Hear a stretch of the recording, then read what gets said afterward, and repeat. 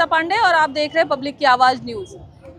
आगामी जो ये विधानसभा के चुनाव होने हैं, इसमें वसई विरार पालघर अगर लोकसभा की बात की जाए तो इसमें 132 विधानसभा की जो सीट है वो काफ़ी महत्वपूर्ण बताई जा रही है। यहाँ पर अब आपको बता दें कि जो चुनाव की तारीख है वो 20 तारीख है और ऐसे में चुनावी प्रचार का ये आखिरी टप्पा है। बस आज और कल का दिन जो तमाम राजनीतिक पार्टियां हैं मैदान में उनके लिए बचा है। ऐसे में अगर हमने देखा तो यहाँ पर अगर 132 विधानसभा की बात करें तो तमाम राजनीतिक पार्टियों द्वारा अपनी बाइक रैली निकालकर कहीं ना कहीं अपना शक्ति प्रदर्शन किया गया। ऐसे में आज मनसे जो महाराष्ट्र नवनिर्माण सेना है उस पक्ष के द्वारा भी यहाँ पर बाइक रैली निकाली गई और कहीं ना कहीं जो ये बाइक रैली निकली है तो आपको बता दें कि बहुजन विकास आघाड़ी की अगर हम बात करें जो सत्ता पक्ष है उसके बाद ही और राजनीतिक पक्ष ने अगर ऐसी कोई बाइक रैली निकाली तो कहीं ना कहीं वो महाराष्ट्र नवनिर्माण सेना यानी कि मनसे की वो बाइक रैली निकली है। बिल्कुल बविया के टक्कर की जो रैली होती है वो निकाली गई है मनसे द्वारा। यहाँ पर 20 तारीख को चुनाव होने हैं और ऐसे में जो कार्यकर्ताओं का हौसला है वो कितना बुलंद है और क्या रणनीति है और किस तरीके का मतदान जो होगा वो मनसे के पक्ष में कितना आएगा ये हम जानेंगे मनसे के कार्यकर्ताओं से। क्या कहना चाहेंगे आप?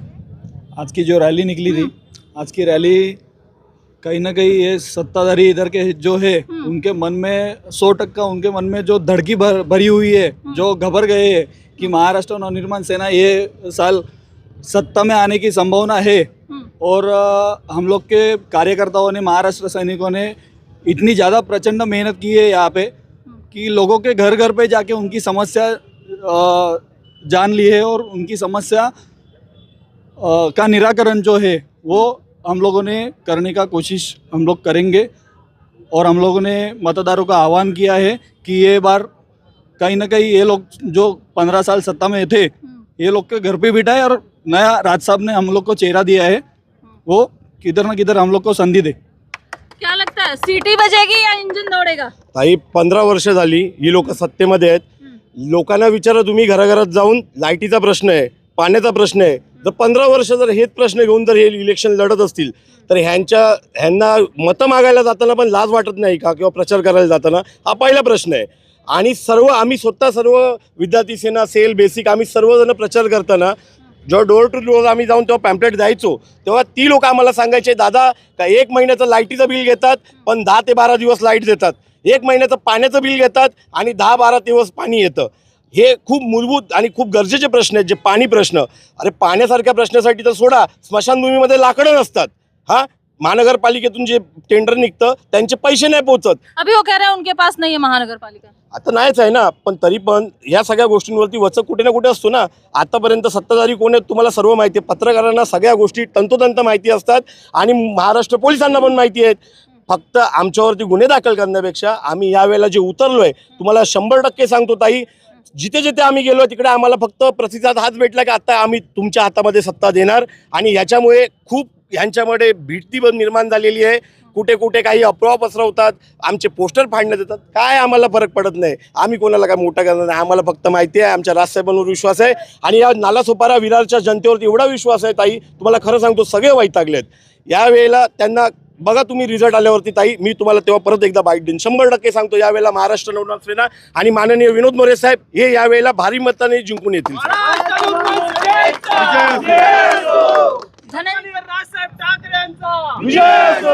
धनंजय गावड़े भी मैदान में है और ऐसे में कहा जा रहा है कि मनसे का उम्मीदवार कितना टिकेगा? महाराष्ट्र नवनिर्माण सेना का एक कार्यकर्ता शेर है और इस बार जो उम्मीदवार दिया गया है नया चेहरा जरूर होगा, मगर वाहतुक सेना के माध्यम से जिलाध्यक्ष है, बहुत सारा काम किया हुआ है। और यहाँ पर आप देखते हैं जितने हैं ना, ये हुजूम जो उमड़ा है ये सिर्फ और सिर्फ कार्यकर्ता है। ये जो लोग बोलते हैं ना दया दोनशे, वो वाला हिसाब नहीं है। तो ये सिर्फ कार्यकर्ता है और ये हर कार्यकर्ता हर रोज शाम को पैम्पलेट लेके पहुंचा है और बोला है कि ये हमारा उम्मीदवार है और ये काम करेगा आप लोगों के लिए। और अब तक जितने भी काम वसई तालुका में हुए हैं, ये आप पत्रकार भी जानते हैं कि हमारे जितने भी पदाधिकारी उनके ही माध्यम से पत्र व्यवहार करते हुए, और जब नहीं हुआ तो हमने आंदोलन किए, मोर्चे निकाले हैं, हमारे पे केसेस भी हैं। जितने भी काम हुए हैं वो हमने अपक्ष में रहते हुए किया है, और जब सत्ता आ जाएगी तो लोगों को इस बारे में तो सोचने की ज़रूरत ही नहीं है, क्योंकि हमारे जितने कार्यकर्ता है, जैसे साहब बोले ना कि हम 24 घंटा काम करते हो, तो हम 24 घंटा काम करते हैं, और जब हमारा उम्मीदवार जीत के आएगा तो बोलने की ज़रूरत ही नहीं पड़ेगी आपको। उलेमा जैसे धार्मिक संस्थानों से फतवा जारी किया गया है कि वसई विरार और नाला सोपारा में सिर्फ और सिर्फ बहुजन विकास अघाड़ी को ही वोट करना है। एक जो सांप्रदायिक धर्म के लोग हैं उनसे ये आह्वान किया गया। तो क्या लगता है, बटेंगे तो कटेंगे, एक रहेंगे तो सेफ रहेंगे वाली नीति काम करेगी, या फिर वो जो फतवा है वो काम करेगा? देखिए, बटेंगे तो कटेंगे, जिसका भी मुद्दा रहेगा उसमें मेरे को कोई बोलना नहीं है। हमारी पार्टी आज तक सबको साथ में लेके चली है। खुद मैं एक धर्म से अगर पंजाबी हूँ, फिर भी इस महाराष्ट्र नवनिर्माण सेना में पहले दिन से काम कर रहा हूँ, और हमारे पक्ष में सभी जाति धर्म के लोग हैं। तो हमको ये फालतू की बातों में कभी इंटरेस्ट रहा भी नहीं, और ये चुनावी मुद्दा हमारे लिए रहा ही नहीं। चुनावी मुद्दा है, आम जो व्यवस्था है वो आप लोगों को दीजिए, अगर आप दे रहे होंगे तो हमको कोई प्रॉब्लम नहीं। मगर आप इतने सालों में, 35 सालों में जब आपने कुछ नहीं किया, ये इतने लोग जो यहाँ पर आप देख रहे हैं ना, उसी के लिए ही है। हमको सत्ता हो या ना हो उससे कोई फर्क नहीं पड़ता है। हमारा उम्मीदवार है, वो अगर जीत के भी नहीं आएगा ना, तो फिर 24 तारीख से उसी तरह से हमारा हर एक कार्यकर्ता अपने अपने क्षेत्र में वैसे ही काम करेगा जैसा वो करता हुआ आया है। और ये जो धार्मिक संत है ना, जिसको डर लगता है, वो जो आज भी अपने आप को माइनॉरिटी बोलते हैं ना, तो ये माइनॉरिटी वालों को इतना डरने की ज़रूरत नहीं है। आपने 47 में ही एक अखंड भारत को अलग करते हुए पाकिस्तान लिया था, और आज भी अगर अपने आप को माइनॉरिटी बोलते हैं ना, तो आप डरते रहो। हमने तो कभी डराया नहीं है। हम आज भी मुद्दे पे बात कर रहे हैं। हमारा मुद्दा एक ही था कि जिस चीज़ से तकलीफ होगी, फिर वो रास्ते की नमाज हो या भोंगे, उसके लिए बात की। हमने कभी तुमको ये नहीं बोला कि आप चले जाओ, मगर आपको डर लग रहा होगा तो आप डरिए, हमको कोई प्रॉब्लम नहीं। इसीलिए तो बहुजन विकास अघाड़ी को लाने की बात। विकास आघाड़ी तो गए 30 साल से लोगों को डरा रही है। अगर आप वोट नहीं दोगे तो भी आपकी लाइट कट जाएगी और पानी कट जाएगा। तो अगर डरना है तो डरो। हमारा तो एक ही है, मनसे वाले का करना है तो करना है, और मरना है तो मरना है। चलिए ठीक है। आज आप लोग जिस तरीके से आज ये बाइक रैली निकाली गई है, बाकी की पॉलिटिकल पार्टियों ने भी शक्ति प्रदर्शन इसी तरीके का किया बाइक रैली के द्वारा। तो क्या ये एक मनसे का शक्ति प्रदर्शन था? यहाँ की जो सत्ताधारी पार्टी है उसके लिए एक इशारा था? बाकी जो पक्ष ने जो शक्ति प्रदर्शन किया, हमारा आज महाराष्ट्र नवनिर्माण सेना का रैली अगर उन लोग ने देखा होगा तो मैं दावे के साथ कहता हूँ कि उनके पैर तले जमीन खिसक गई होगी। इतना विश्वास है? इतना पक्का विश्वास है। क्या लगता है, वोटरों का सपोर्ट मिलेगा? वोटर का सपोर्ट मिलेगा बिंदास, 100% एक नंबर में। एक नंबर? ओके, एक नंबर एकदम ओके। ओके, चलिए ठीक है। सबसे महत्वपूर्ण बात यह है कि जिस तरीके से मनसे महाराष्ट्र नवनिर्माण सेना को लेकर लोगों में एक भ्रांति है, कहीं ना कहीं जो 15 साल 20 साल पहले लोगों ने जो चीज़ महाराष्ट्र में देखा, खास करके उत्तर भारतीय समाज, चाहे वो गुजराती हो, मारवाड़ी हो या फिर यूपी बिहार के लोग हों, तो उनके मन में जो एक डर निर्माण हुआ है कि नहीं भाई मनसे वाले तो ऐसे हैं, मनसे वाले तो वैसे हैं। क्या लगता है कि 132 विधानसभा सीट पर आपके उम्मीदवार को वो संप्रदाय, वो समाज के लोगों का भी सहयोग मिलेगा? ज़रूर मिलेगा, क्योंकि सम्मानीय राज साहब हमारे कोई भी जात धर्म नहीं मानते, और जो हुआ है वो हमारे यहाँ के स्थानिक भूमिपुत्रों के लिए हुआ है।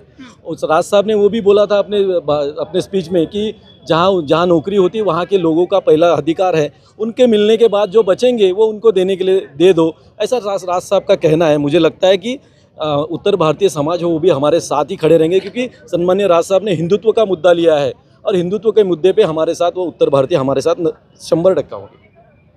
कहीं ना कहीं जिस तरीके से महाराष्ट्र नवनिर्माण सेना ने आज बाइक रैली निकाली, और उससे कहीं जिस तरीके से उन्होंने, और एक चीज़ इसमें ये महत्वपूर्ण रही कि जो वीवा कॉलेज है वो माना जाता है ठाकुर का गढ़, और ठाकुर के गढ़ में जिस तरीके से पटाखे फोड़े गए हैं मनसे द्वारा, वो कहीं ना कहीं एक बड़ा अल्टीमेटम है बहुजन विकास अघाड़ी के लिए कि धनंजय गावड़े रहने दो, संदीप पांडे रहने दो या फिर राजन नाइक रहने दो, अगर भविया को कोई टक्कर दे सकता है तो सिर्फ महाराष्ट्र नवनिर्माण सेना। और साथ ही साथ मनसे के पदाधिकारियों और कार्यकर्ताओं को ये भी उम्मीद है कि जो हिंदुत्व का मुद्दा लेकर जिस मुद्दे पर राज ठाकरे ने अपनी राजनीति आगे बढ़ाई है, उसको भी वो साथ लेके चल रहे हैं। इसके अलावा जो बाहरी और स्थानिक का मुद्दा होता है, जिसके लिए महाराष्ट्र नवनिर्माण सेना पर कहीं ना कहीं एक प्रश्न चिन्ह लगता है, उस पर भी मनसे पदाधिकारियों का साफ तौर पर यह कहना है कि हमें बाहरी लोगों से कोई दिक्कत नहीं है, हम सबको साथ में लेके चलने वाले हैं। तो जो महाराष्ट्र नवनिर्माण सेना की जो भावना है वो कितना रंग लाएगी, वो उनके उम्मीदवार के लिए कितना कारगर साबित होगी, ये तो 23 तारीख को ही पता चल पाएगा। फिलहाल आज की इस वीडियो में इतना ही, फिर होगी मुलाकात, तब तक के लिए नमस्कार।